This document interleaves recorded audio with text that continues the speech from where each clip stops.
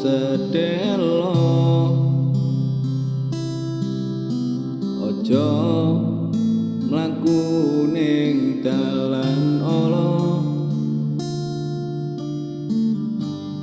ben urip tentrem mulya Gusti kang maha kuwasa nyekseni tingkae manungsa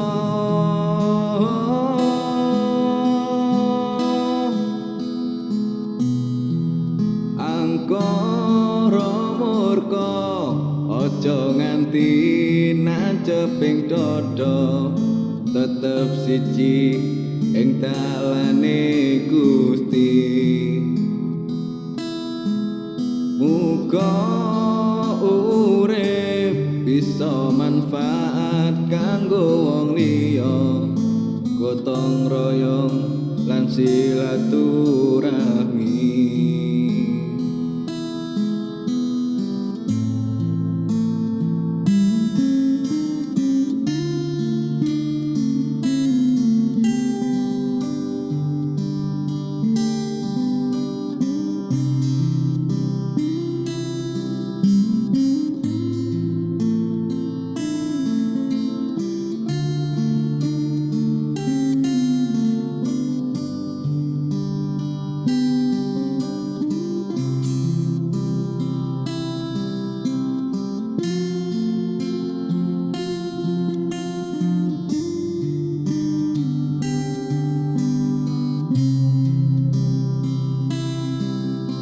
Kanjeng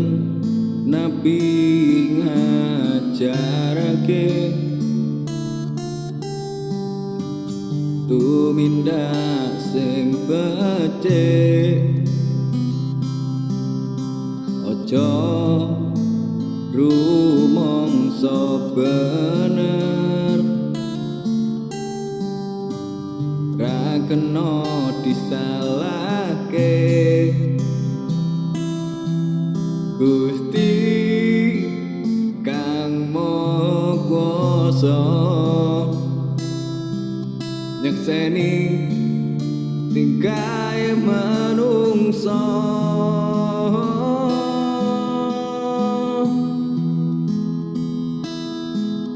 angkara murka aja nganti naceping dada tetep siji ing dalane Gusti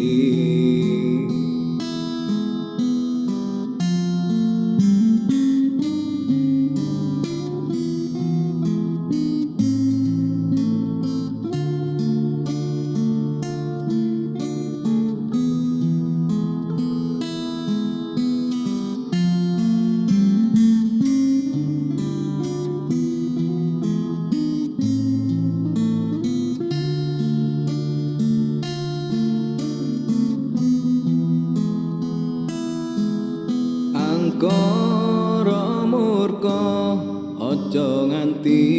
naceping dada tetep siji ing dalane Gusti muga urip bisa manfaat kanggo wong liya gotong royong lan silaturahmi